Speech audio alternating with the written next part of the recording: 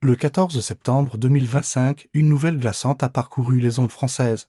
Stoppant net l'insouciance d'un dimanche ordinaire, Isabelle Nanty, cette comédienne que tout le pays croyait inaltérable, symbole de drôlerie et de tendresse populaire, venait d'être victime d'un grave accident de la route sur l'autoroute A10, à hauteur des Yvelines, en un instant. Celle qui avait prêté son visage et sa voix à des générations entières de spectateurs se retrouvait couchée sur un brancard entre les mains pressées des secouristes, suspendue entre la vie et la mort. La France entière s'est figée. Comment concevoir que l'on puisse perdre si brutalement une figure devenue partie intégrante de notre paysage culturel? Isabelle Nanty, ce n'était pas seulement une actrice, c'était une présence familière. Une voisine de palier que l'on retrouvait sur grand écran comme dans le salon. Une femme qui avait su, avec un mélange unique de maladresse comique et de profondeur humaine, incarner les failles et forces de notre époque. Les médias rapportèrent la scène, voiture immobilisée, embouteillage gigantesque.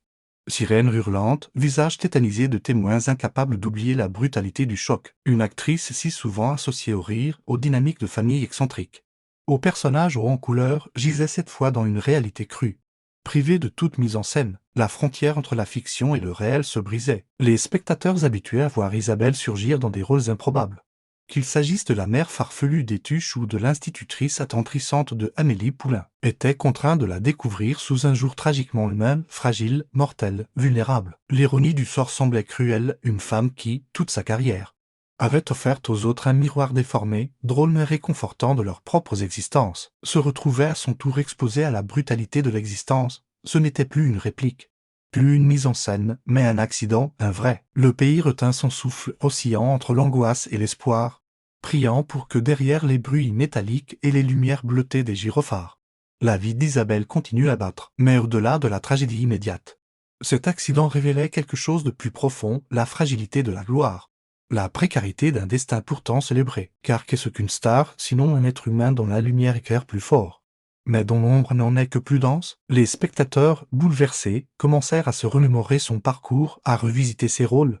ses interviews, à chercher dans son rire et ses silences les indices d'une vie entière consacrée à l'art, mais sans doute marquée de blessures invisibles. Ainsi s'ouvre ce récit par une nuit d'accidents et d'urgence, où l'icône populaire bascule dans la vulnérabilité la plus brute, une entrée dramatique qui nous invite à revenir en arrière, à plonger dans son histoire, à comprendre d'où vient cette actrice si singulière, et quel prix elle a dû payer pour atteindre la place qu'elle occupe aujourd'hui dans la mémoire collective. Isabelle Nanty voit le jour le 21 janvier 1962 à Verdun, dans la Meuse, dans cette ville marquée par l'histoire, théâtre des batailles les plus sanglantes de la Première Guerre mondiale.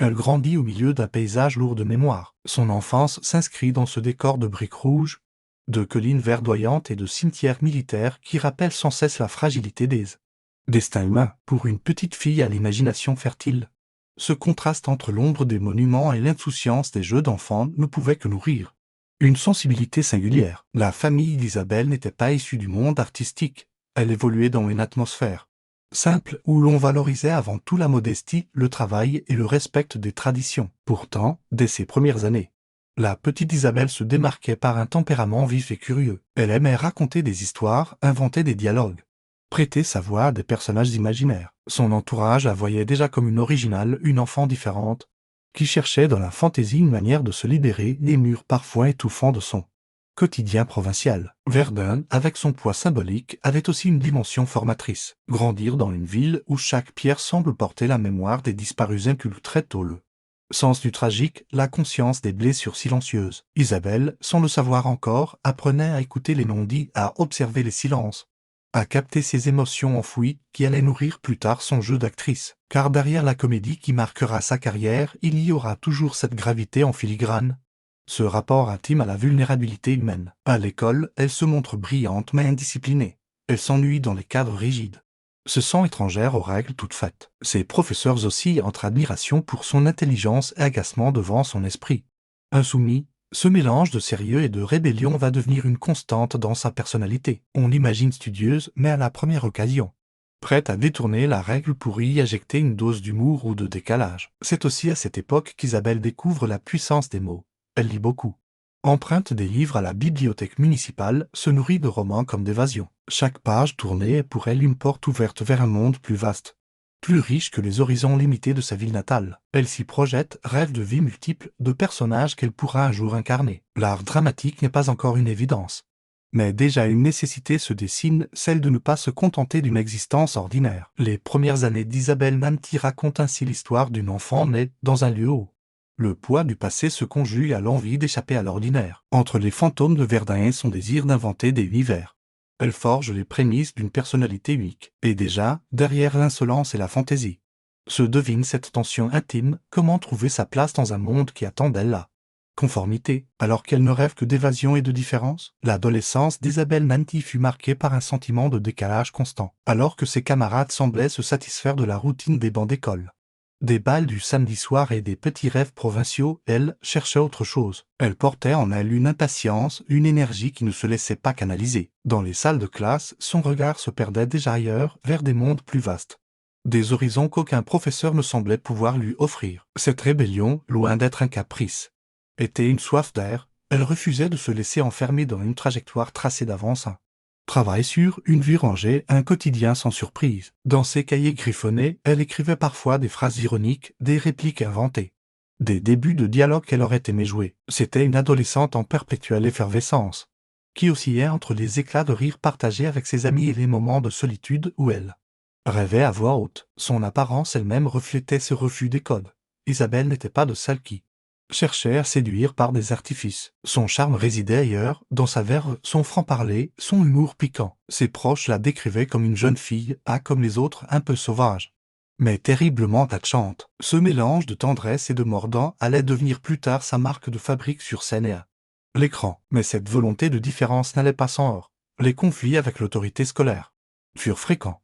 Isabelle contestait, argumentait, refusait les carcans. Les professeurs voyaient en elle une élève brillante mais ingérable, incapable de se plier totalement aux règles. Ce tempérament rebelle, loin de la desservir, allait au contraire nourrir sa future carrière. Il forgeait une personnalité entière, incapable de compromis faciles. En parallèle, l'adolescente s'ouvrait de plus en plus à la culture. Les salles de cinéma, les représentations théâtrales locales, les émissions télévisées devinrent pour elle autant de fenêtres vers un univers où la liberté semblait enfin possible. Elle se voyait déjà sur scène, jouant des rôles multiples, riant d'elle-même et du monde, transformant sa rébellion intime en un langage artistique. L'art devenait son exutoire, la voix royale pour dire ce qu'elle ne pouvait exprimer autrement. Car derrière l'humour et la fantaisie, Isabelle portait aussi des blessures invisibles, le sentiment de ne pas être comprise, la difficulté de trouver sa place dans une société exigeant conformité et docilité. Elle transformait ses failles en force, en créativité. C'était une rébellion constructive, tournée non pas vers la destruction, mais vers la construction d'un monde où elle pourrait enfin respirer. Ainsi, l'adolescente indocile de Verdun devint peu à peu une jeune femme animée par une conviction intime. Elle ne se contenterait pas d'une vie ordinaire. Et bientôt, une rencontre allait lui offrir la clé de cet univers rêvé, celle qui allait orienter définitivement son destin vers le théâtre. Le déclic survint presque par hasard, comme souvent dans les destins qui paraissent ensuite tracés d'avance. Isabelle Nanty, alors jeune femme en quête de sens et de liberté, fut invitée à assister à une représentation théâtrale amateur dans sa région. Ce soir-là, dans une salle modeste, elle découvrit une magie dont elle ne se remettrait jamais. Les projecteurs, la scène nue, les voix des comédiens qui faisaient vibrer l'air, tout semblait conspirer pour lui dire « Voici ton monde ». Assise au fond de la salle, elle sentit naître en elle une émotion nouvelle, un mélange d'admiration et d'appel intérieur. Le théâtre avait cette capacité étrange de rendre visibles les blessures invisibles, de transformer les failles en puissance. Isabelle, qui depuis l'enfance jonglait avec l'humour pour masquer sa différence, comprit soudain qu'il existait un lieu où cette différence devenait force, la scène. À partir de ce moment, elle se mit à fréquenter avidement les représentations locales.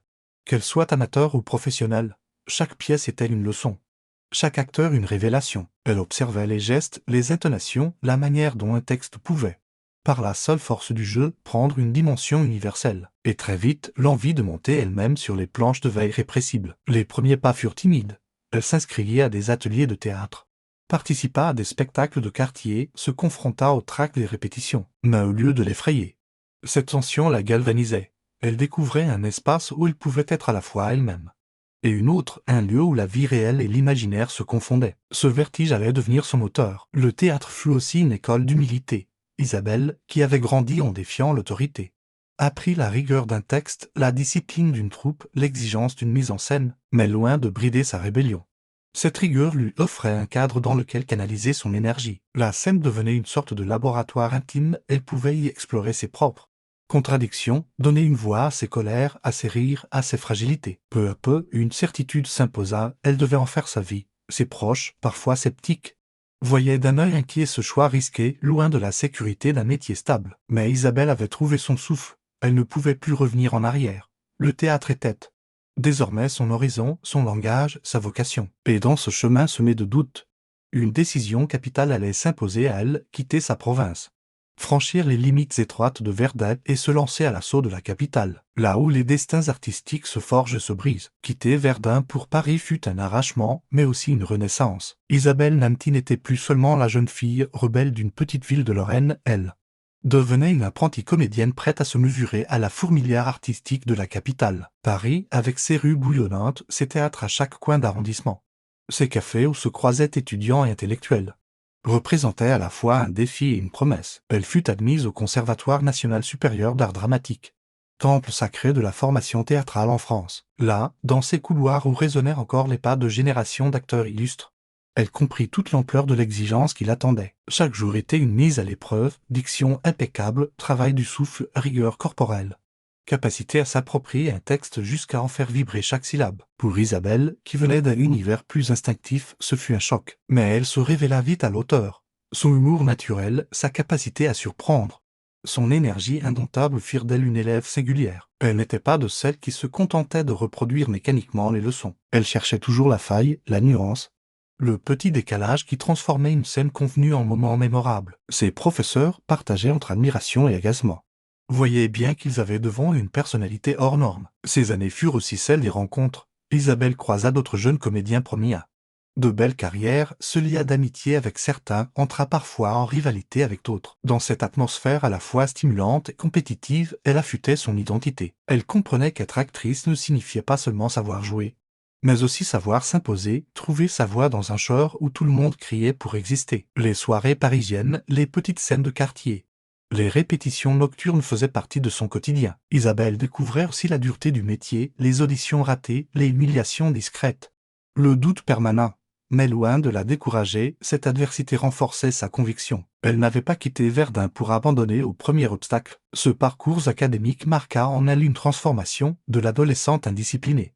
Elle devint une actrice en devenir, capable d'allier sa fantaisie naturelle à une technique solide. Elle sortit du conservatoire avec un bagage artistique, mais aussi une rage de vivre, une détermination intacte. Derrière les portes du conservatoire, un monde l'attendait, celui du cinéma, encore fermé et intimidant, et celui du théâtre Pébillon 0, 100 milliards 0, 100 millions 0, 100 000 0, 100, tout aussi impitoyable. Isabelle était prête à se jeter dans l'arène avec ses forces, ses failles et ce rire singulier qui allait bientôt séduire le public français. À sa sortie du conservatoire, Isabelle Nanty entra dans un monde où rien n'était acquis. Paris regorgeait de jeunes comédiens talentueux, tous avides de décrocher un rôle, même minuscule, pour exister. Les premiers pas au cinéma furent donc hésitants, fragiles, comme un funambule sur son fil. Elle accepta des apparitions fugaces, des seconds rôles souvent caricaturaux, où son humour et son physique atypique étaient utilisés plus comme ressort comique que comme véritable expression artistique. Pourtant, même dans l'ombre, Isabelle brillait.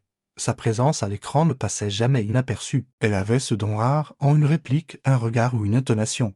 Elle transformait une scène banale en moment inoubliable. Certains réalisateurs commencèrent à remarquer cette force discrète et voyaient en elle une actrice capable de surprendre, de donner chair à des personnages que l'on aurait cru insignifiants. Les années 1980 et 1990 furent un long apprentissage.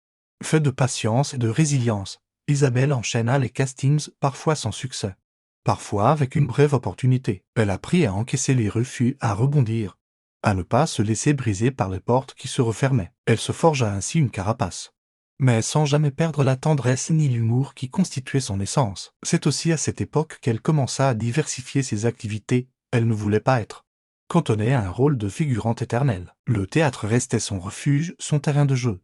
Mais le cinéma offrait la promesse d'une reconnaissance plus large. Elle accepta donc des rôles variés, parfois dans des films modestes, parfois dans des productions plus ambitieuses où elle laissait déjà deviner son potentiel. Ce parcours laborieux, loin des success stories fulgurantes, contribua à façonner son identité d'artiste. Isabelle Nanty n'allait jamais être une star de l'instant.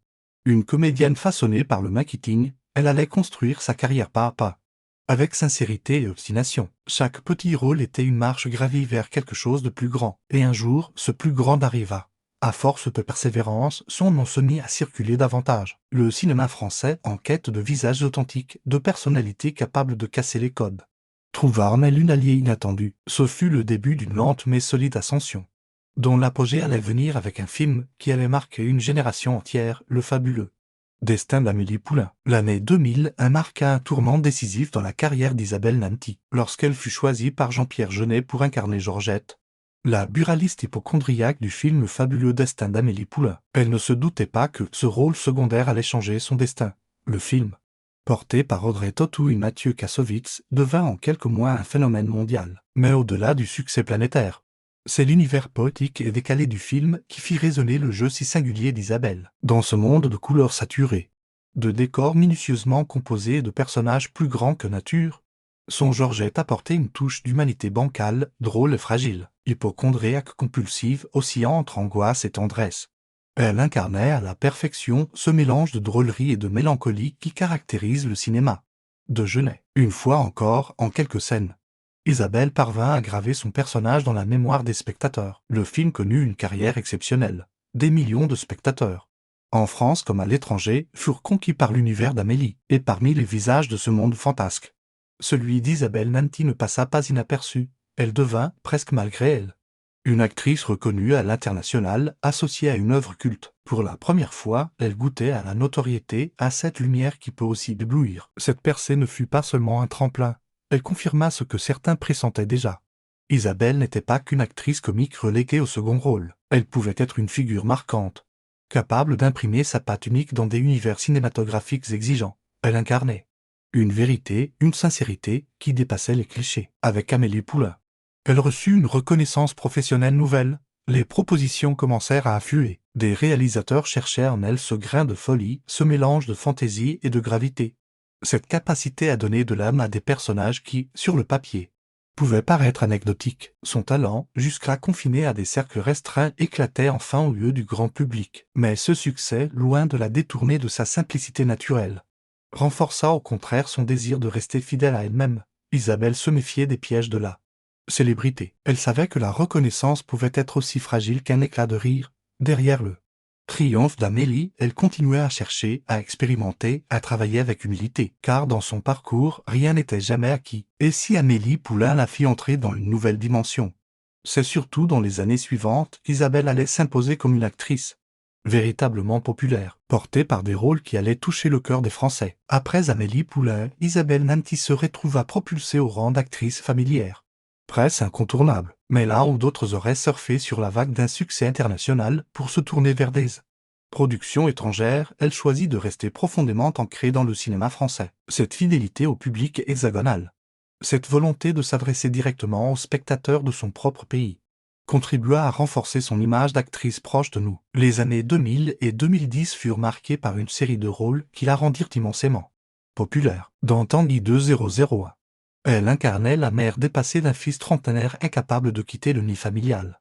Rôle à la fois drôle et désespérément réaliste. Le public s'y reconnut massivement, voyant en elle l'incarnation d'une génération de parents confrontés à de nouvelles réalités sociales. Isabelle, avec son mélange de tendresse et de folie douce, sut donner une humanité bouleversante à ce personnage. Puis vint les Tuches de 011 qui allait devenir un véritable phénomène culturel. Son rôle de Kay Tuche, mère fantasque d'une famille aussi exubérante que touchante, la plaça au centre d'un univers comique où se mêlaient caricature et tendresse. Le succès fut colossal, des millions d'entrées en salle, des suites à répétition, et une adhésion populaire qui transforma la saga en miroir décalé de la société française. Isabelle y brillait par sa spontanéité, son sens du timing comique, mais aussi par la profondeur insoupçonnée qu'elle savait insuffler à son personnage. Ses rôles firent d'elle une actrice aimée de toutes les générations. Les enfants riaient de ses mimiques, les parents se retrouvaient dans ses personnages, et les grands-parents admiraient sa capacité à incarner une France populaire, parfois chaotique mais toujours généreuse. Elle était devenue une actrice du quotidien, une femme qui ressemblait à nos tantes,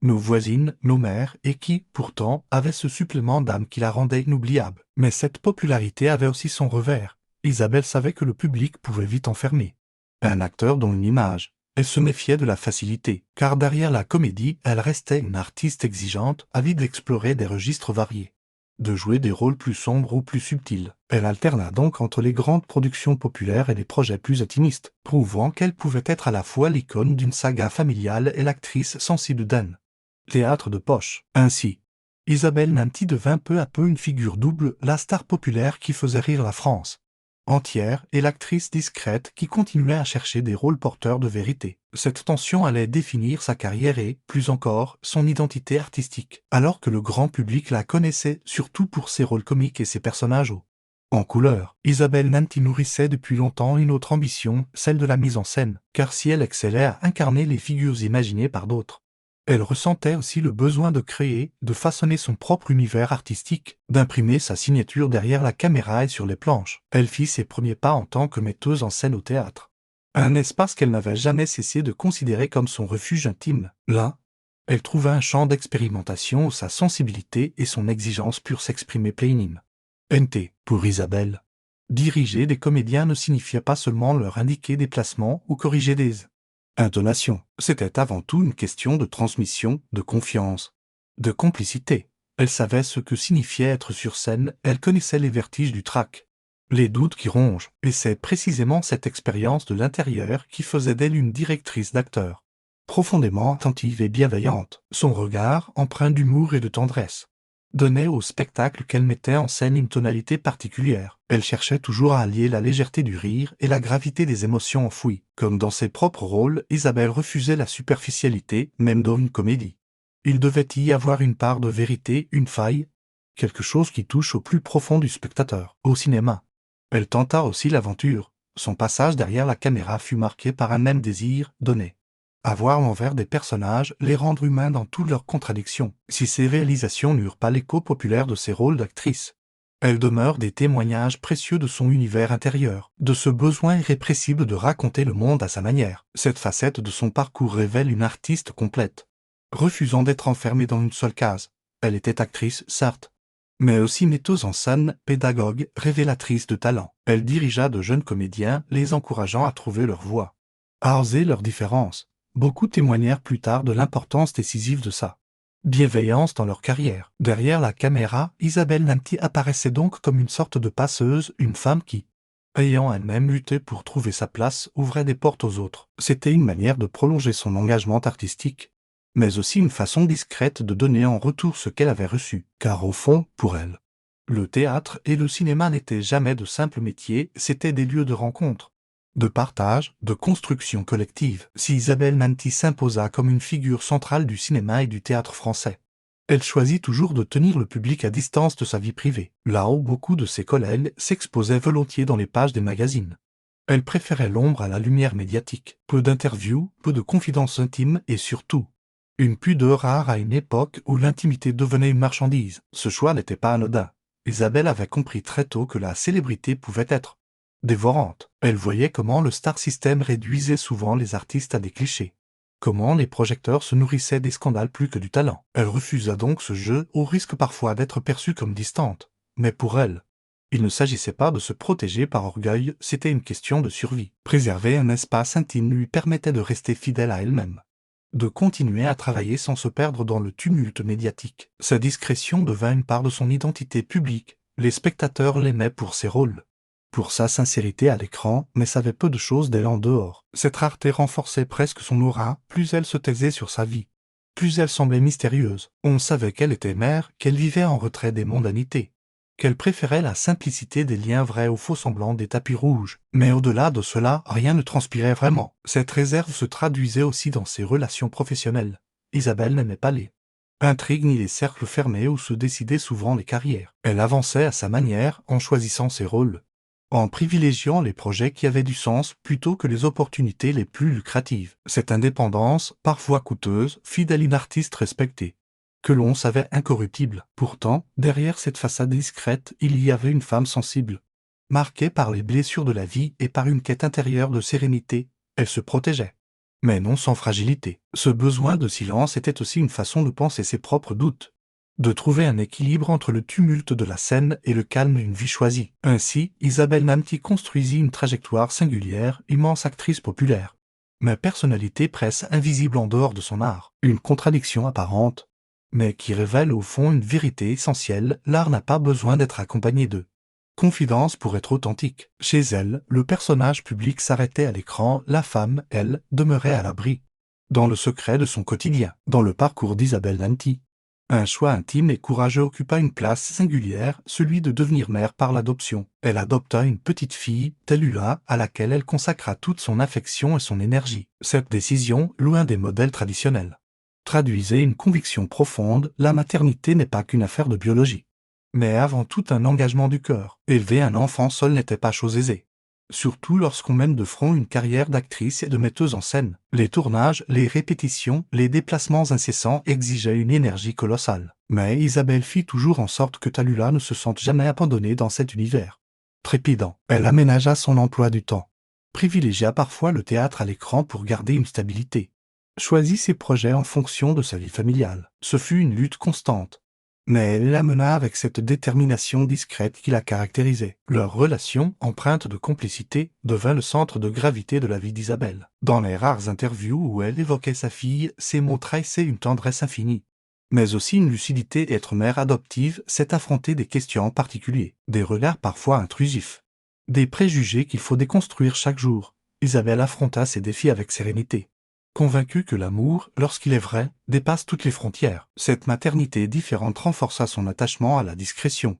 Elle refusait que sa fille devienne un sujet médiatique, protégeait farouchement son intimité. Elle voulait que Tallulah grandisse loin des projecteurs, avec la liberté d'écrire sa propre histoire. Dans ce choix se révélait une fois encore la cohérence d'Isabelle: tout ce qu'elle refusait pour elle-même, l'exhibition, l'intrusion, elle le refusait d'autant plus pour son enfant. Pour beaucoup, cette dimension intime d'Isabelle Nanty ajouta une profondeur nouvelle à son image publique. Derrière la comédienne capable de faire rire des millions de spectateurs se cachait une mère attentive, qui avait choisi d'assumer seule une responsabilité immense. C'était une autre forme de courage, plus silencieuse que ses triomphes au cinéma, mais tout aussi éclatante. Dans la trajectoire d'Isabelle, la maternité fut donc bien plus qu'un chapitre personnel, ce fut une clé pour comprendre sa sensibilité, sa capacité à incarner à l'écran des personnages à la fois drôles et profondément humains. Car cette expérience intime, faite de lutte et d'amour, nourrissait chaque rôle, chaque sourire, chaque fragilité qu'elle montrait au public. Derrière le rire éclatant, derrière les rôles comiques qui semblaient si naturels,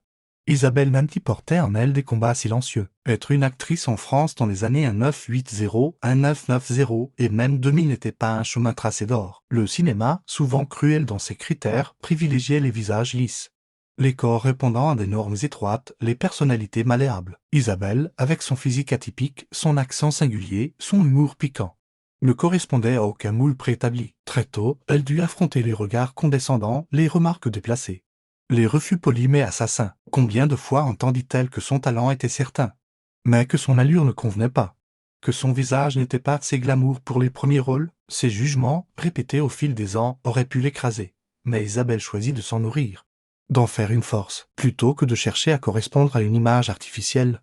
Elle fit de sa différence un étendard. Son rire, sa voix un peu cassée, son corps rond assumé, tout ce qui aurait pu être vu comme un obstacle devint sa marque de fabrique. Elle apportait une vérité là où d'autres n'offraient qu'une surface polie, et le public, instinctivement, reconnut cette authenticité. Mais ce combat contre les préjugés n'était pas sans coup. Derrière les caméras, Isabelle connut des moments de découragement. Elle se demandait parfois si le cinéma français, malgré son succès croissant, l'acceptait réellement pour ce qu'elle était ou seulement comme un visage de la comédie populaire. Cette interrogation la poursuivit longtemps, nourrissant une ambivalence dans son rapport à la notoriété. À ces combats professionnels s'ajoutaient les épreuves plus intimes, la fatigue des tournées, la pression financière des périodes creuses, le sentiment d'isolement dans un métier où tout semble lié au réseau et aux alliances invisibles. Isabelle, fidèle à sa discrétion, ne se plaignait jamais publiquement, mais ses proches savaient combien il lui fallait de courage pour continuer à avancer.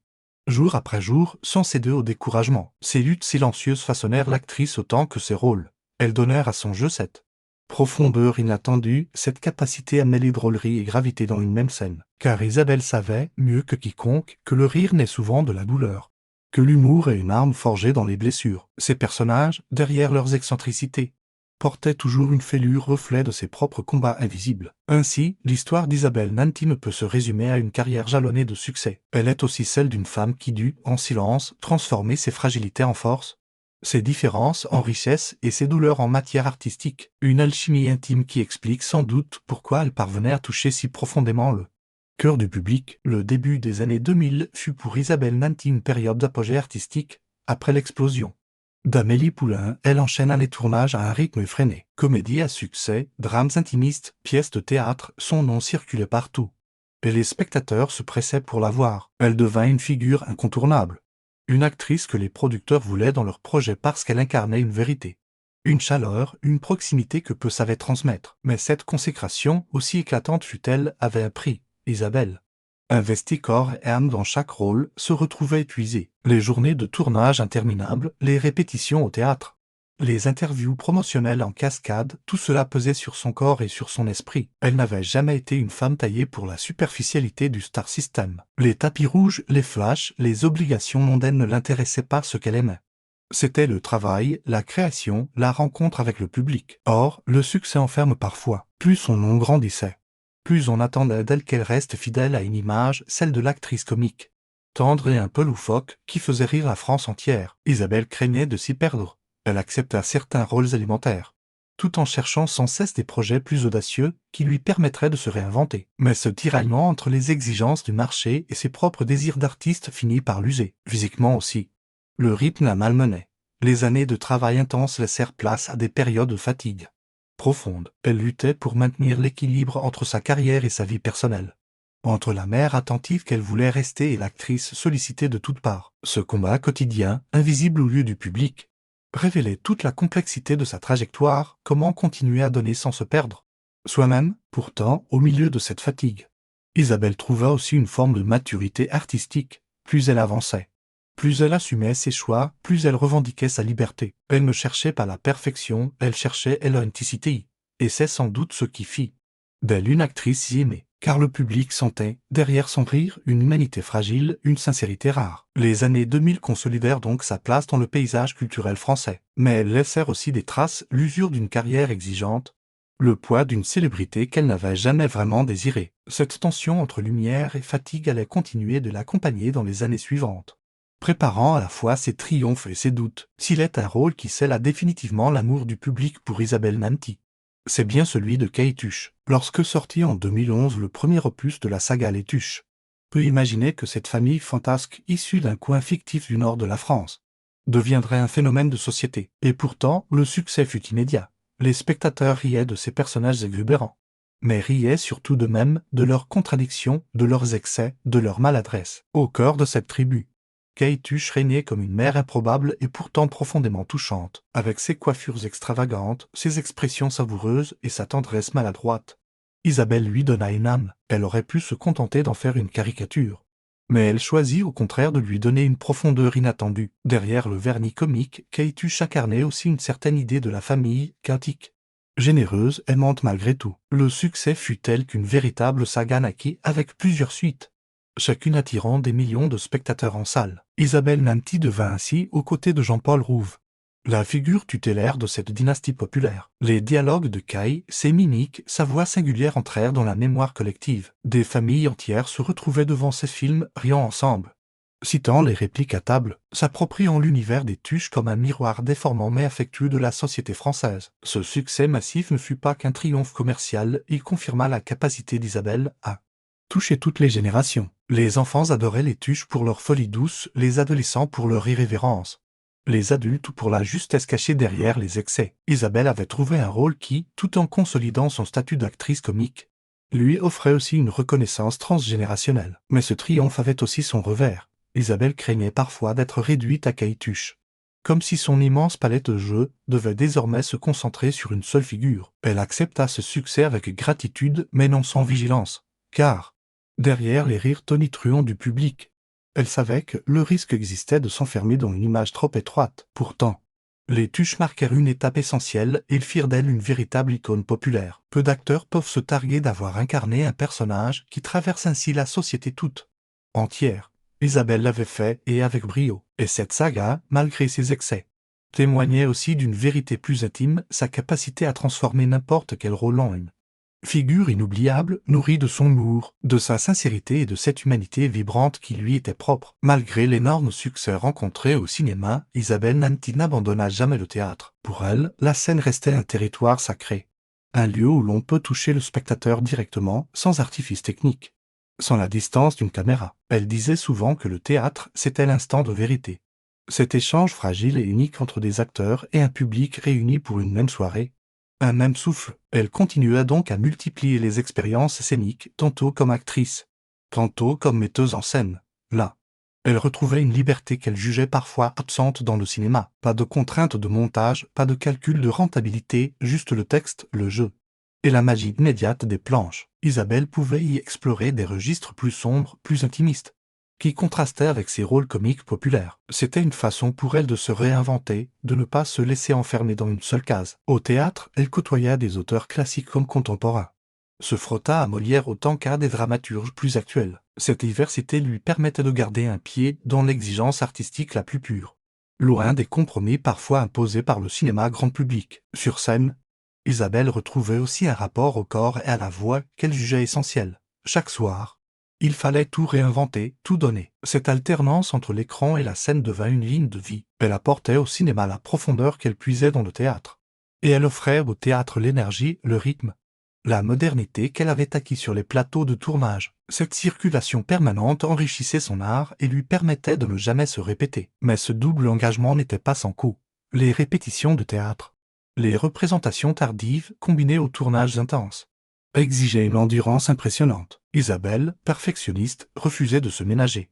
Elle se donnait toujours entièrement, quitte à s'épuiser. Pourtant, c'était aussi dans cet effort qu'elle trouvait un sens à sa vocation. Ainsi, Isabelle Nanty incarna à elle seule un paradoxe fécond, actrice populaire de cinéma, adulée pour ses personnages loufoques et en même temps femme de théâtre, profondément attachée à une tradition exigeante et intime.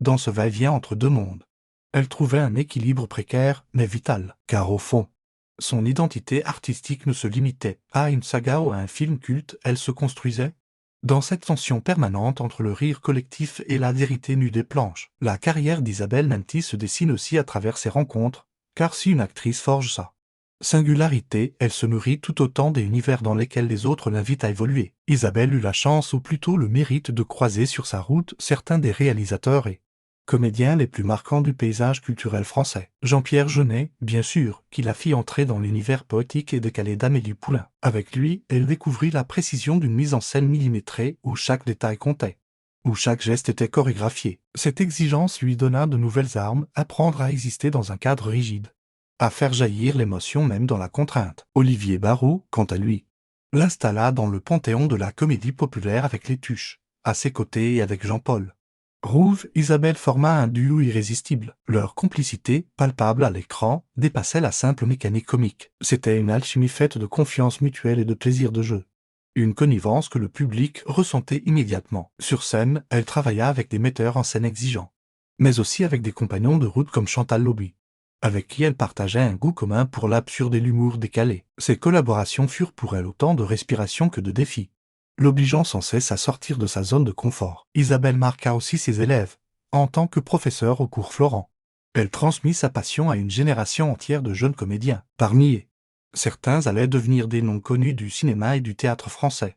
Elle savait repérer les singularités, encourager les failles, transformer une hésitation en tremplin. Son rôle de pédagogue, moins médiatisé, fut pourtant essentiel dans sa trajectoire. Elle se voyait comme une passeuse, une artiste qui ne garde pas son art pour elle mais le partage, le transmet. Ses collaborations et ses transmissions dessinèrent le portrait d'une femme généreuse, ouverte, qui n'avait pas peur de se confronter à des univers très différents. Elle savait que chaque rencontre enrichissait son jeu, qu'un rôle n'est jamais seulement une performance individuelle, mais le fruit d'un dialogue constant avec les autres. En filigrane, se tissait aussi une leçon plus intime, et Isabelle Nanty n'était pas une actrice isolée, mais une artiste profondément reliée aux autres. Sa carrière, loin d'être une quête solitaire de gloire, fut toujours un chemin collectif, une mosaïque de rencontres qui donnèrent à sa voix une résonance particulière. À force de rôles marquants et de personnages inoubliables, Isabelle Nanty s'imposa comme l'une des actrices les plus aimées de sa génération. Elle n'était pas une star au sens glamour du terme, mais une figure profondément populaire, Ancrée dans le quotidien des spectateurs, son visage faisait partie du paysage culturel français comme un repère familier. On la reconnaissait dans la rue non pas avec l'admiration distante que suscitent les icônes, mais avec la proximité affectueuse que l'on réserve à une vieille amie. Ce statut, elle le devait à un mélange rare de sincérité et de fantaisie, contrairement à beaucoup d'acteurs qui craignent d'être réduits à un registre. Isabelle assumait son humour tout en l'enrichissant d'une profondeur inattendue. Elle avait compris que les personnages comiques ne sont jamais seulement des caricatures, ils portent toujours en creux une part de vérité, parfois même une douleur. C'est pourquoi le public riait avec elle, mais ne riait jamais d'elle. À travers des films comme Tanguy ou Les Tuches, elle sut incarner une France parfois maladroite, parfois excessive, mais toujours humaine. Elle devint ainsi un miroir tendre et ironique de la société. Dans ses personnages, chacun pouvait reconnaître une mère, une tante, une voisine, un souvenir d'enfance. Cette proximité créa un lien particulier avec les spectateurs, qui la considéraient moins comme une actrice que comme une complice. Mais Isabelle n'était pas seulement l'incarnation de la comédie populaire, elle sut aussi, dans des rôles plus discrets, montrer une gravité bouleversante. Cette dualité renforça encore son aura, on savait qu'elle pouvait nous faire éclater de rire, mais aussi nous émouvoir aux larmes. Peu d'actrices pouvaient se vanter d'une telle amplitude. Dans les hommages qui lui furent rendus au fil de sa carrière, un mot revenait sans cesse: authenticité. Isabelle Nanty représentait une forme de vérité brute. Débarrassée des artifices du star system, elle ne cherchait pas à se transformer en diva inaccessible. Elle restait, jusque dans ses rôles les plus extravagants, une femme réelle, proche, familière. En devenant une figure du cinéma populaire français, elle trouva sa place dans une tradition qui va de Bourvil à Valérie Lemercier, en passant par Josiane Balasco, une tradition où l'humour n'exclut pas l'émotion, où les excès comiques révèlent les fragilités humaines. Isabelle, par son parcours et par sa singularité, s'inscrivit dans cette lignée, tout en y apportant une touche unique, la sienne, faite de pudeur intime et d'exubérance maîtrisée. Le 14 septembre 2025, alors que sa carrière semblait désormais solidement installée et son image profondément ancrée dans le cœur des Français, un drame bouleversa tout. Sur l'autoroute A10, à hauteur des Yvelines, Isabelle Nanty fut victime d'un grave accident de la route. En quelques instants, la vie de l'actrice bascula et avec elle, l'émotion d'un pays entier. Les témoins décrivirent une scène apocalyptique, le vacarme métallique de la collision, les véhicules immobilisés, les sirènes déchirant le silence, les gyrophares bleutés se reflétant sur l'asphalte trempé. Au milieu de ce chaos, les secouristes s'activèrent pour dégager Isabelle de la carcasse de sa voiture. Transportée d'urgence à l'hôpital, elle se trouvait dans un état jugé préoccupant. La nouvelle se répandit en quelques minutes, amplifiée par les réseaux sociaux, reprise par tous les médias nationaux. Pour les spectateurs, l'annonce eut l'effet d'un électrochoc. L'actrice qu'ils associaient à tant de rires et de moments de complicité apparaissait soudain fragile, mortelle, vulnérable. Les hommages commencèrent à affluer. Des milliers de messages furent publiés pour exprimer soutien et inquiétude. Les collègues de cinéma, de théâtre, les anciens élèves du cours Florent prirent la parole pour saluer son courage et son immense talent, priant pour son rétablissement. Cet accident révéla aussi à quel point Isabelle faisait partie du patrimoine affectif de la nation. Son nom ne renvoyait pas seulement à une filmographie, mais à des souvenirs partagés, à des instants de vie. Pour beaucoup, elle était devenue une présence rassurante, presque familiale. Son absence brutale fit l'effet d'un vide. La presse, tout en relatant des faits, insista sur la gravité de la situation. On rappela son parcours, ses succès, sa discrétion. On parla aussi de sa fille, de cette vie privée jalousement protégée qui se retrouvait soudain exposée à l'angoisse publique. Car derrière la comédienne adulée, il y avait une mère, une femme, une existence que le destin venait de mettre en suspens. Dans cette tragédie, le pays découvrait une nouvelle facette de son rapport à Isabelle Nanty, non plus seulement l'admiration joyeuse, mais l'inquiétude partagée. Ce drame résonnait comme un rappel brutal derrière les personnages qui nous font rire ou pleurer.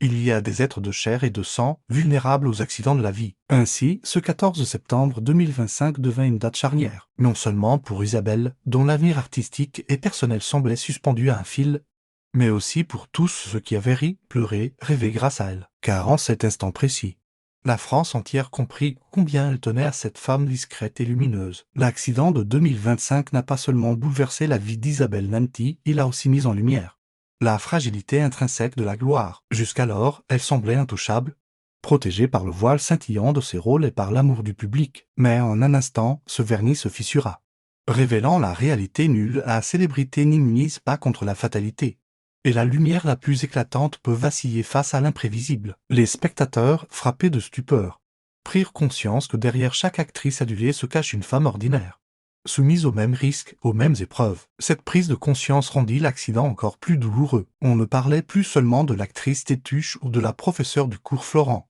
mais d'Isabelle, une femme dont la vie était suspendue à un souffle. La distance entre le public et l'artiste s'effaça, laissant place à une proximité presque intime. Dans les jours qui suivirent, les hommages et messages de soutien eurent une tonalité particulière. On ne célébrait pas seulement sa carrière, mais aussi sa générosité, son humanité, sa discrétion. On se souvenait de ses gestes hors caméra, de sa capacité à tendre la main aux jeunes acteurs, de son refus de céder aux compromis faciles, comme si la brutalité de l'accident avait révélé l'essentiel. Ce qui compte n'est pas la notoriété, mais la trace humaine que l'on laisse derrière soi. Pour Isabelle elle-même, ce moment fut sans doute une confrontation brutale avec ses propres limites. Elle, qui avait toujours cherché à protéger son intimité et à garder une part de contrôle sur son existence, se retrouva soudain dépossédée. Le destin lui rappelait que nulle, pas même une actrice aimée de tous, n'échappe à la vulnérabilité. Cette fragilité de la gloire, paradoxalement, renforça encore le lien avec le public, car voir une figure populaire confrontée à la dureté de la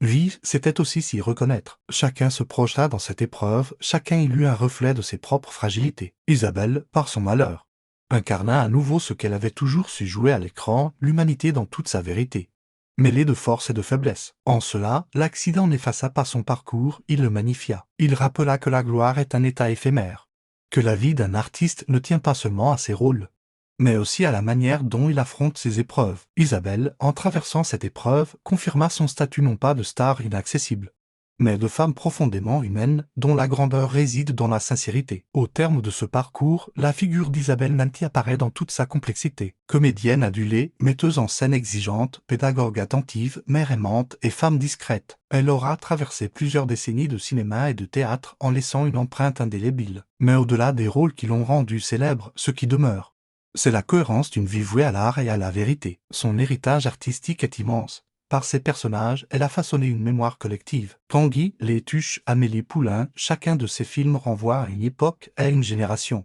à des souvenirs partagés. Isabelle a su capter l'air du temps, donner une voix à ce que l'on n'entend pas toujours, faire rire tout en révélant les failles. Son art, accessible et profond à la fois, illustre la force du cinéma populaire, créer du lien, provoquer des émotions communes, parler à tous sans sacrifier la sincérité. Mais son héritage dépasse l'écran. En tant que professeure et metteuse en scène, elle a transmis aux jeunes générations l'idée qu'un acteur ne doit pas chercher à plaire, mais à être vrai. Elle a encouragé ses élèves à embrasser leurs différences, à transformer leur fragilité en atout. Cet esprit, elle incarna toute sa vie, assumer ce que l'on est, sans compromis. La discrétion d'Isabelle fut elle aussi un acte de résistance. Dans une époque saturée d'images et de confidences intimes, elle rappela qu'il est possible de briller sans s'exposer, d'exister sans se livrer en pâture. Cette pudeur, loin de créer une distance, renforça l'attachement du public, qui respectait sa volonté de garder pour elle une part de mystère. L'accident de 2025, en révélant sa fragilité,